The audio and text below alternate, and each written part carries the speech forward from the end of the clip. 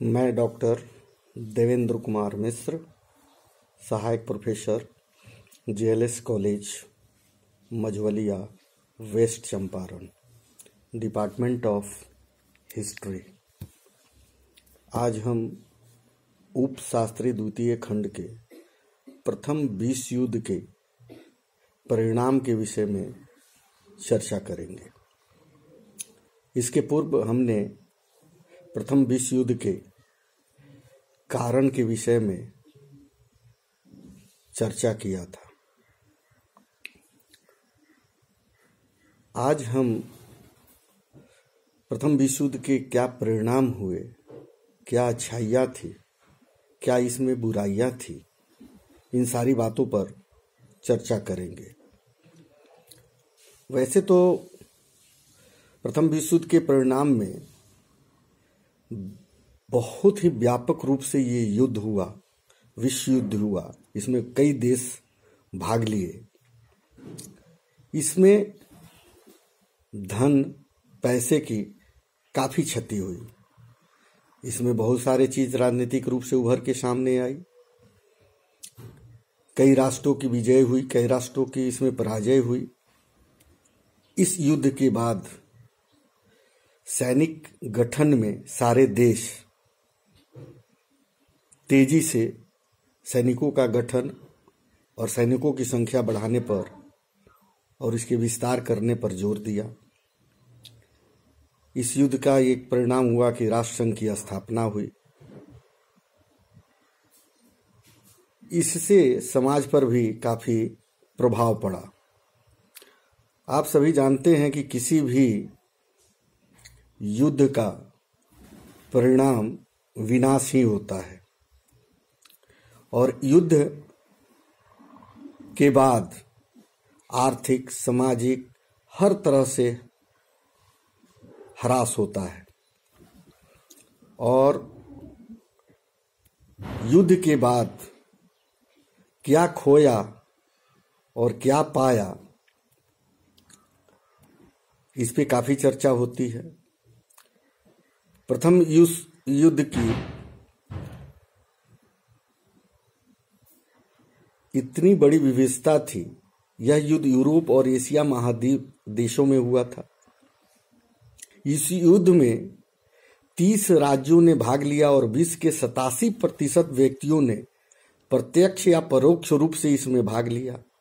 संसार में केवल 14 देश इस युद्ध में भाग नहीं लिया और उन्होंने तटस्थ नीति का अनुसरण किया।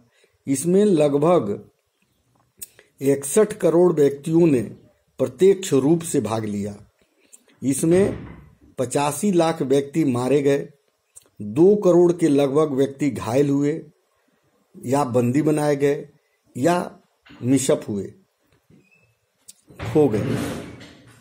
काफ़ी मात्रा में धन की क्षति हुई, ये भी आप जानते हैं। और इसमें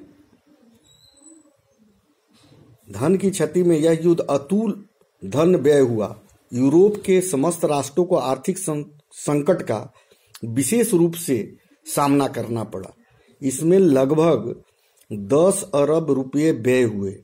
मार्च 1915 ईस्वी तक इंग्लैंड का दैनिक व्यय मध्यम रूप से 15 लाख पाउंड, 1915 से 16 ईस्वी में 40 लाख, 16 से 17 ईस्वी में 55 लाख और 17 से 18 ईस्वी में 65 लाख पाउंड हो गया।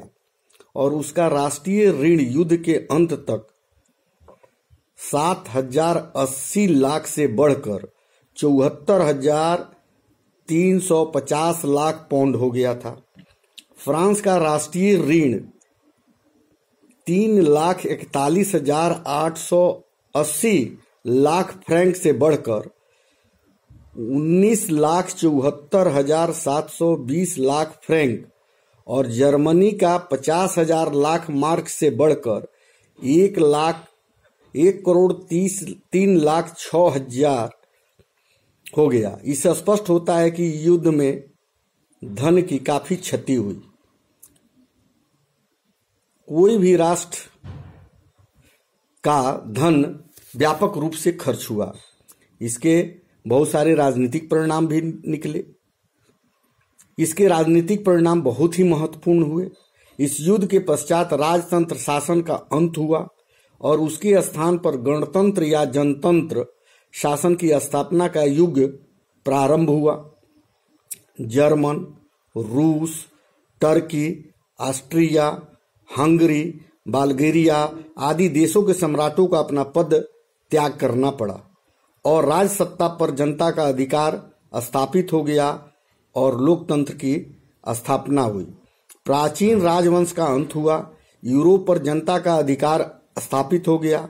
यूरोप में नए 11 गणतंत्र राज्यों की स्थापना हुई, जिनके नाम इस प्रकार है: जर्मन, ऑस्ट्रिया, पोलैंड, रूस, Czechoslovakia, Lithuania, Latvia, Estonia, Finland, Ukraine और टर्की। जिन प्राचीन देशों में राजतंत्र बना भी रहा, वहां भी जनतंत्र का विकास बड़ी तेजी से आरंभ हुआ। इंग्लैंड, स्पेन, ग्रीस, रोमानिया आदि इसी अंतर्गत आते हैं। इस प्रकार यह स्पष्ट हो जाता है कि इस युद्ध में जनतंत्र शासन की स्थापना का अवसर प्रदान किया और राजवंशों की समाप्त कर डाला। आप सभी जानते हैं कि इस युद्ध के बाद काफी क्षति हुई, धन की क्षति हुई, व्यक्ति की क्षति हुई, काफी लोग इसमें मारे गए। इससे युद्ध से कोई भी विशेष परिस्थिति में किसी को बहुत कुछ हासिल नहीं हो पाता है। कई राष्ट्रीय भावना की विजय हुई, उनका पूर्ण विकास होना आरंभ हुआ।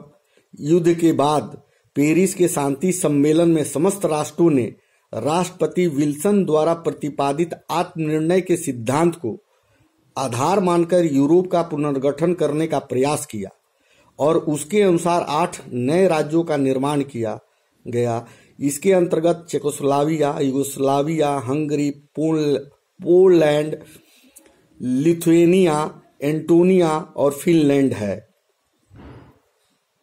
युद्ध के मध्य में मित्र राष्ट्रों की ओर से यह प्रचार किया जा रहा था कि यह युद्ध के द्वारा संसार में जनतंत्र की स्थापना होगी। आरंभ में ऐसा दिखाई देने लगा था कि युद्ध में जनतंत्र की विजय हुई और इस आधार पर भविष्य में शासन होगा, किंतु कुछ ही समय उपरांत यह स्पष्ट हो गया कि यह संभव नहीं है।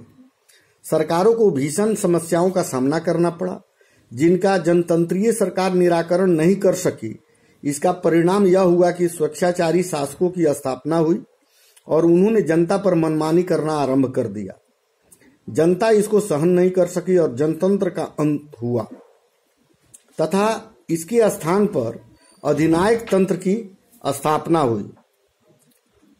युद्ध के परिणाम के रूप में ये हुआ कि जितने भी देश इस युद्ध में लगे हुए थे, वे सारे लोग अपने सैन्य बल को, सैन्य शक्ति का विस्तार करना प्रारंभ किया। शांति सम्मेलन द्वारा जर्मनी की सैनिक शक्ति पर नियंत्रण तो अवश्य कर लिया गया, किंतु विजयी राज्यों ने अपने सैनिक शक्ति पर नियंत्रण स्थापित करने की और कोई कदम नहीं उठाया। उन्होंने सैनिक शक्ति की वृद्धि जारी रखी।